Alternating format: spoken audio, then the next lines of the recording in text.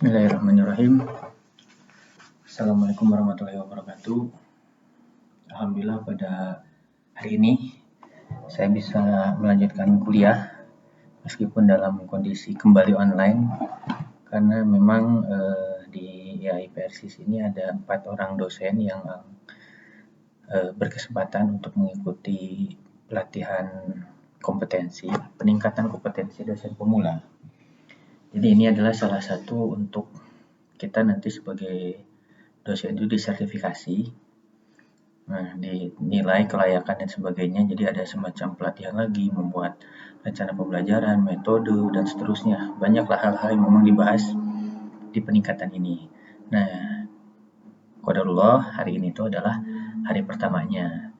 Tadi juga saya ada beberapa agenda lah yang ternyata itu jadinya red gitu loh.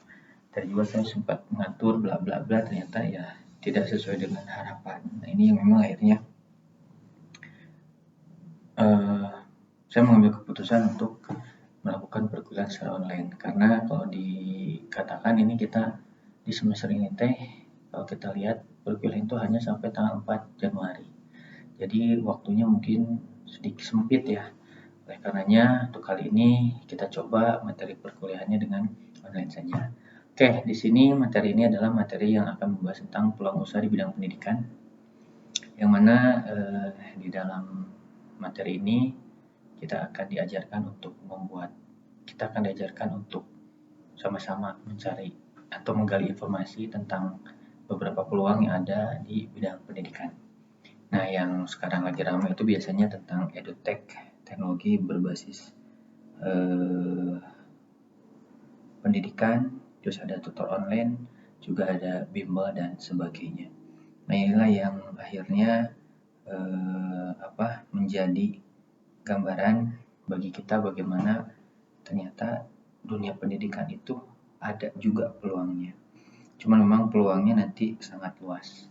Ya, selain yang 3 ini mungkin ada lagi peluang lain yang bisa kalian nanti dapatkan dan kemudian dikembangkan. Apalagi mungkin di counseling ya, counseling ini mungkin nanti peluangnya juga banyak. Oke, sini mungkin harus kita pahami juga adalah pasar pendidikan Indonesia di sini. Jadi ketika kita bicara edutech dalam pendidikan, berarti kita harus bicara pasar pendidikan Indonesia.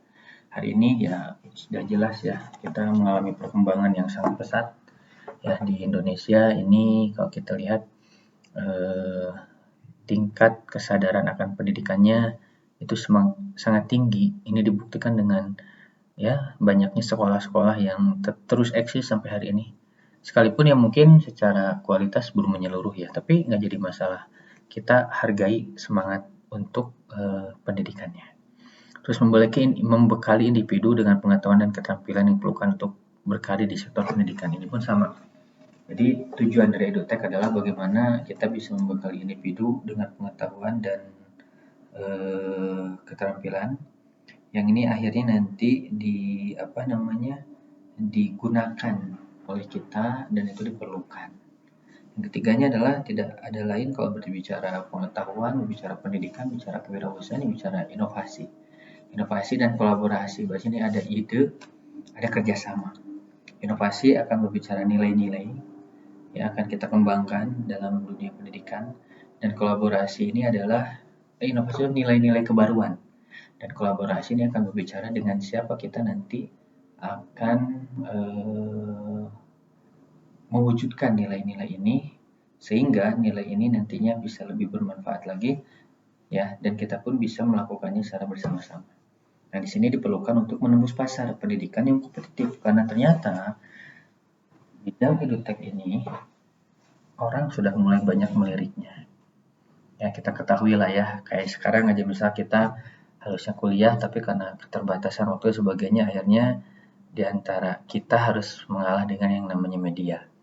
Ya, dengan yang namanya kita mengalah dengan yang namanya kondisi, tapi kita manfaatkan media untuk mengoptimalkan ini.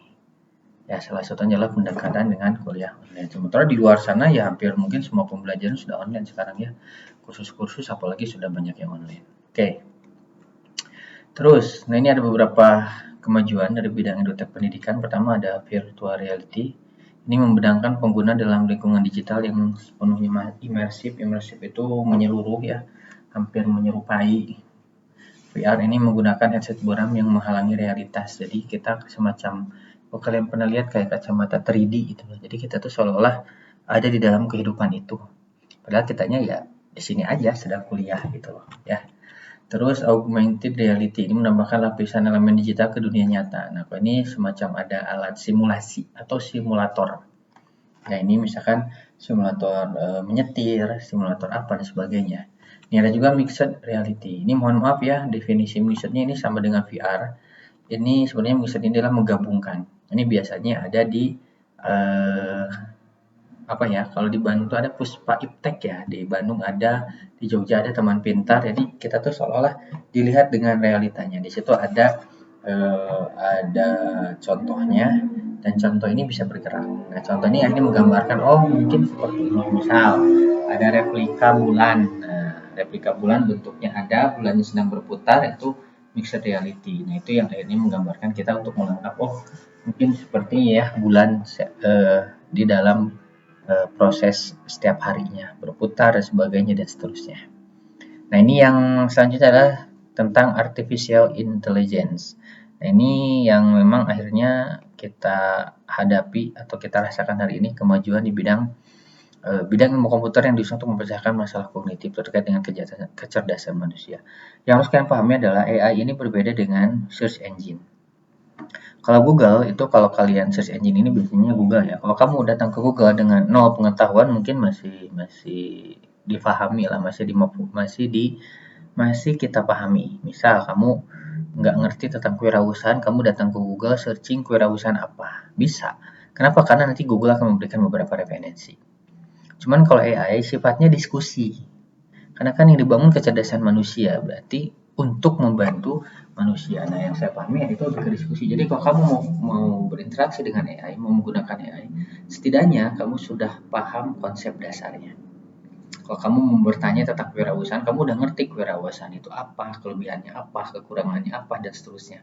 Jadi ketika kamu diskusi atau bertanya ke AI akan mengarahkan, dan arahan ini bisa jadi sesuai dengan kamu atau tidak.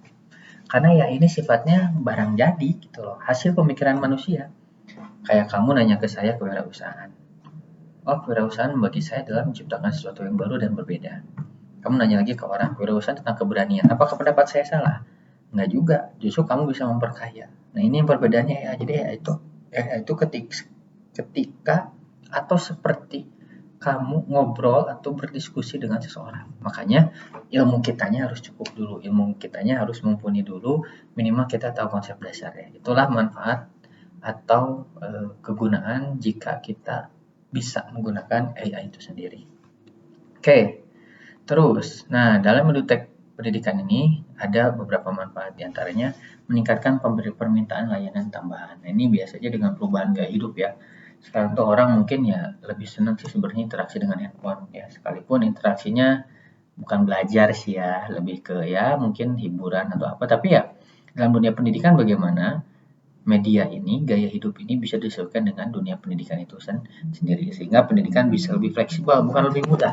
Lebih fleksibel itu adalah ya mungkin dengan kondisi tertentu kita bisa mengoptimalkan aspek-aspek yang berkaitan dengan media pendidikan. Contoh, saya kan sebenarnya ini pelatihan itu kurang lebih 1 minggu. Nah, karena mungkin keterbatasan anggaran dan sebagainya, akhirnya dari panitia itu menyeting kegiatan ini 2 harinya tatap muka. Ya, nah saya kebagian tatap mukanya Senin sampai Selasa. Nah, sisanya yang 5 harinya kita gunakan dengan online. Nah, ini kan akhirnya ada penyesuaian lah. Itu yang digunakan dalam edutech di dunia pendidikan. Terus ada analisis data dalam pendidikan, ini pun sama untuk membantu mengembangkan kurikulum. Nah, tadi kebetulan saya belajar tentang kurikulum. Jadi kurikulum itu akan berbicara apa sih yang dibutuhkan oleh prodi di BKPI, khususnya tentang kewirausahaan.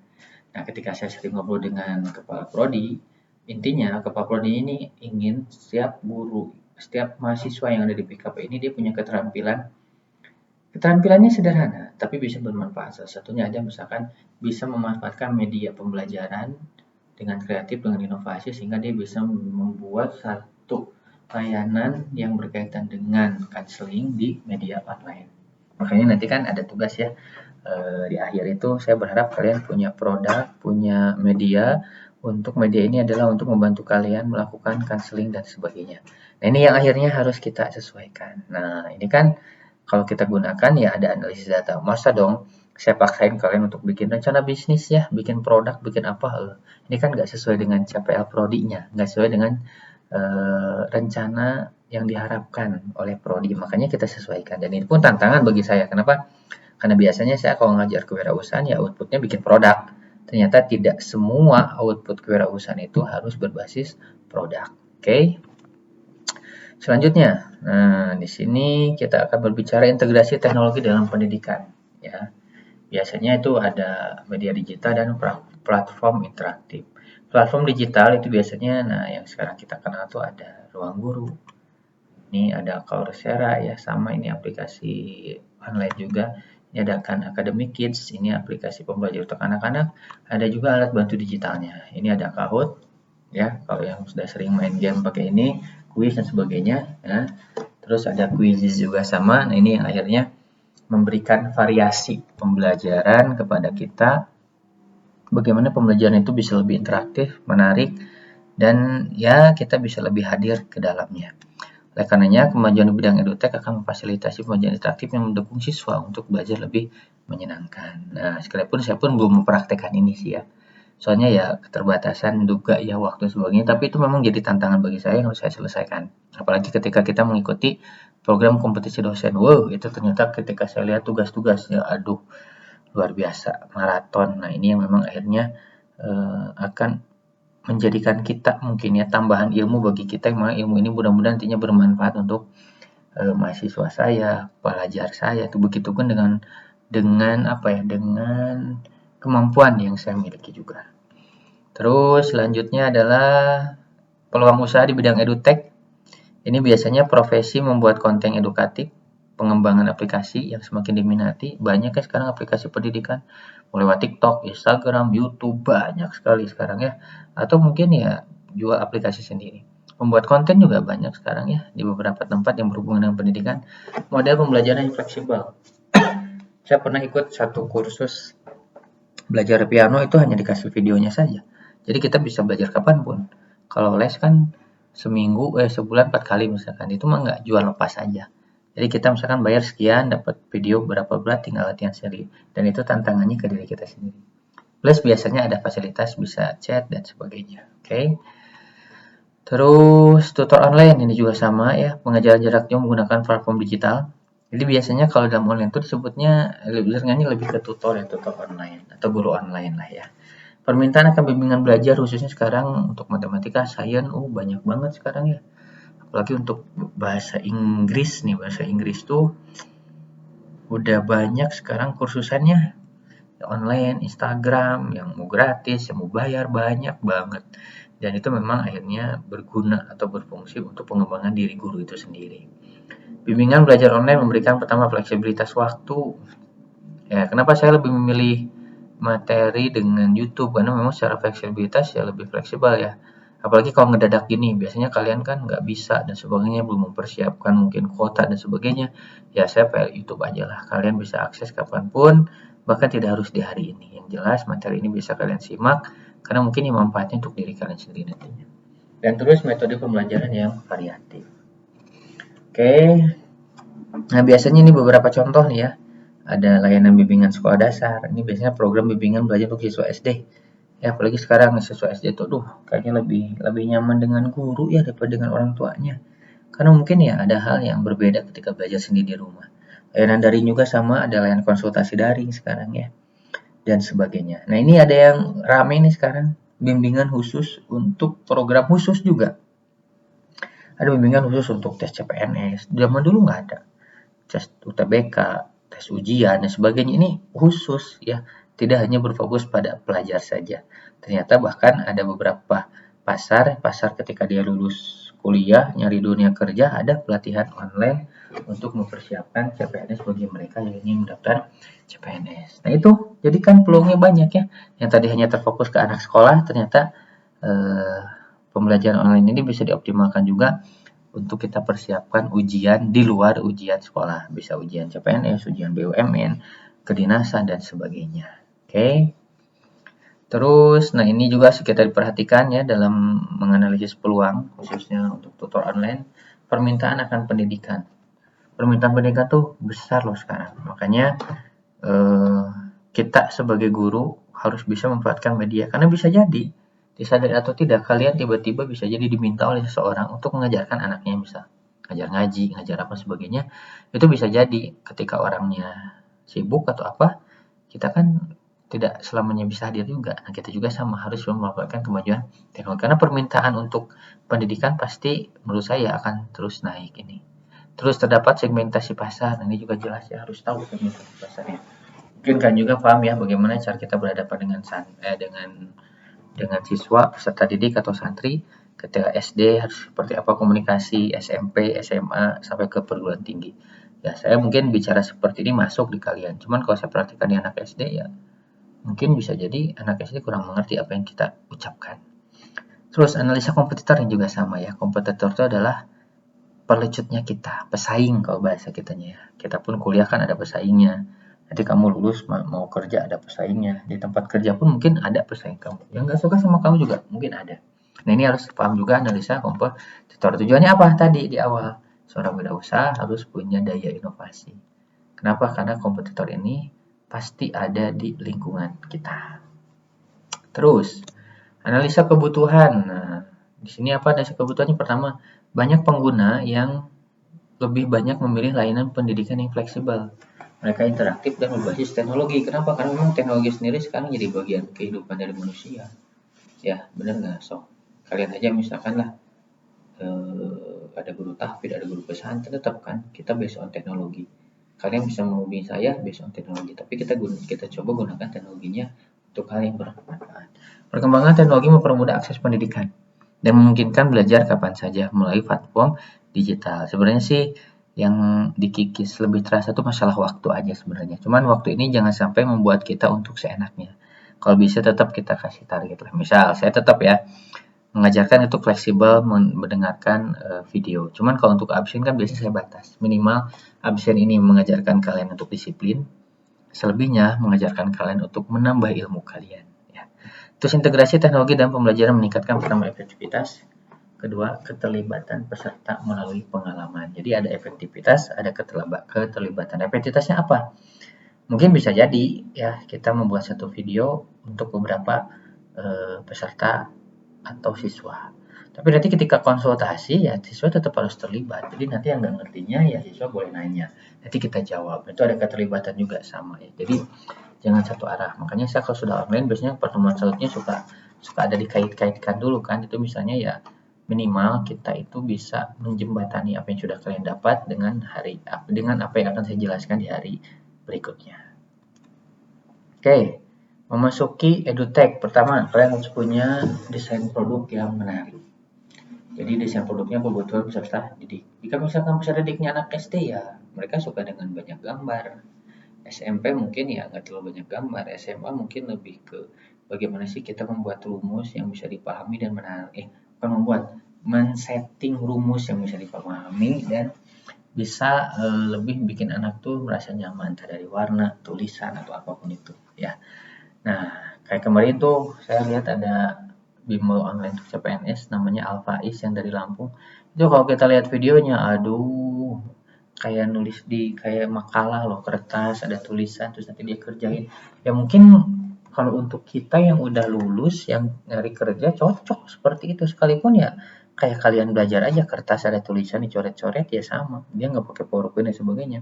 Tapi mungkin ya bagi kita yang nggak peduli dengan mungkin ya kita hanya fokus ke gimana sih cara ngerjain yang benar, milih yang benar, ya kita fokusnya ke sana ya cocok lah. Ya, nanti disesuaikan saja. Kolaborasi atau kerjasama nggak mungkin kita bisnis hidup sendiri nggak mungkin ya.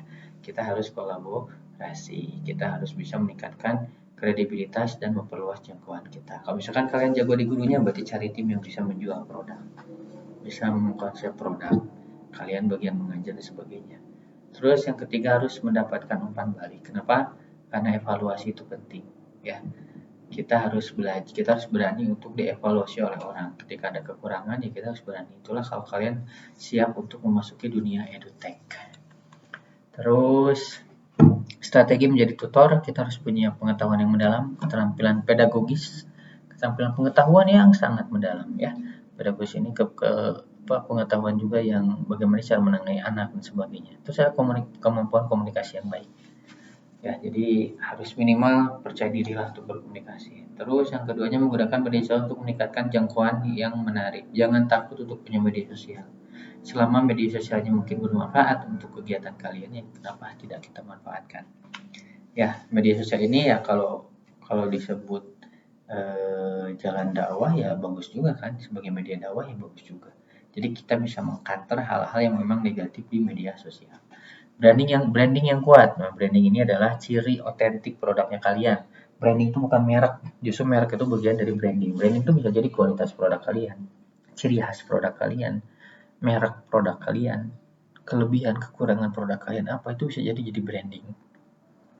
Kayak kita kan secara jenis manusia, cuman brand manusia beda-beda. Ketika kamu lihat saya, mungkin brand saya beda dengan brand ustadz yang lain, atau brand dengan dosen yang lain. Dosen lain mungkin lebih serius, saya lebih ke arah santai, yang maksudnya santai terus nggak neko-neko dan sebagainya. Mungkin itu brand-brand itu yang akhirnya muncul dan itu menjadi ciri khasnya saya. Oke. Terus, nah ini kita lihat ya pengembangan edutech. Luar biasa sekali di pasar edutech ya, banyak sekarang. Dan ini akan menjadi tantangan buat kalian. Kenapa? Karena edutech itu sekarang sudah berkembang seiring dengan perkembangan teknologi itu sendiri. Yang paling mahal di edutech adalah pertama kesulitan akses ke teknologi dan internet. Ya, saya bilang STIP ini memang ada kemajuan dari sisi nama ya, dari sisi legalitas, dari segi status dan sebagainya. Cuman STIP mungkin akan sedikit berat untuk mengusahakan teknologi dan fisik. Tapi itu modalnya harus nyata itu. Ya nggak bisa dengan modal apa gitu, itu harus modal nyata, modal uang harus benar nyata itu. Makanya ini menjadi kesulitan nih, apalagi pengembangan akses teknologi dan internet di daerah terpencil. Dan juga sama jadi solusi bagi saya adanya kuliah lewat YouTube ini. Kenapa? Karena kalau YouTube biasanya kan ada yang dapat sinyal, ada yang enggak, akhirnya ngaco. Kitanya nggak bisa ya, wayahna harus ngejum ulang ya. Kalau ini kan ketika kalian jelek sinyal bisa di stop dulu, bisa lanjut next time-nya. Oke, mempertahankan kualitas ini kan tantangannya. Terkadang pengajar itu unkonsisten, sama saya juga awal ngajar mungkin saya semangat kesini-sini kadang turun kadang naik, itulah harus dipertahankan ya. Apalagi dalam dunia edutech pasti makin banyak orang yang paham teknologi, paham dan sebagainya. Jadi tugas seorang guru tidak hanya nyatet di papan tulis, kita harus bagaimana bisa membuat karya, membuat media pembelajaran yang baik sehingga itu bisa menjadi add value-nya buat kita untuk menghadapi tantangan. Terus yang ketiga tantangannya adalah ya tidak lain persaingan di bidang edutech itu sendiri. Ini kalian lihat nih banyak banget ya. Ada Google Form, ada Meet Lego dan sebagainya. Ini pameran edutech semua ini. Berarti perkembangannya sedang ketat. Oke. Terakhir, nah ini mungkin materi dari ini ya. Jadi teknologi hanyalah alat, pahami teknologi itu bukan pengganti manusia. Teknologi hanya alat untuk membuat anak-anak bekerja sama dan memotivasi. Kuncinya ada di kalian sebagai guru, ada di kita sebagai guru. Jadi percuma juga kamu pakai media sosial kalau kamunya tidak bisa memberikan arahan kepada anak, ya anak tidak akan bisa berbuat banyak. Kitanya nggak memantau, anak tidak akan terkendalikan. Kitanya biarkan, mungkin anak akan seenaknya. Makanya inilah yang harus penting, ada peran guru. Mau itu media teknologi kayak, mau media manual kayak, media apapun, tetap kuncinya ada di guru. Kayak jadi guru ini memang akhirnya punya peran lebih, dan ini yang tidak bisa digantikan oleh AI adalah peran seorang guru. Nah, untuk kalian mungkin ketika dari materi ini sudah mulai terbayang mungkin ya peluang usaha atau peluang apapun itu yang ada dalam dunia pendidikan. Coba kalian pelajari dulu, coba kalian dalami dulu peluang-peluang apa yang bisa memberikan kebermanfaatan bagi kalian. Ya, kalau peluangnya kalian harus kerja, ya bekerjalah sesuai dengan kebutuhan yang dibutuhkan oleh tempat bekerja kalian. Alhasil berikan yang terbaik. Kalian harus berinovasi, kalian harus kreatif, kamu harus mengikuti teknologi, ya sama lah dengan kita melihat tadi ya ketika membayangkan usaha di bidang edutech atau yang dan sebagainya. Begitupun ketika kalian memutuskan saya mau bikin produk deh, tetap ya kamu harus bisa memotivasi diri kamu, mengejarkan diri kamu, punya tutor dan sebagainya. Dan itulah yang akhirnya membangun satu kekuatan kekuatan dunia pendidikan yang menurut saya lebih variatif. Nah, ini memang harus dipahami oleh semuanya. Jadi teknologi itu hanyalah alat untuk membuat anak bekerja sama dan memotivasi. Peran guru adalah peran yang paling penting. Oke, itu dulu saja ya untuk pertemuan hari ini.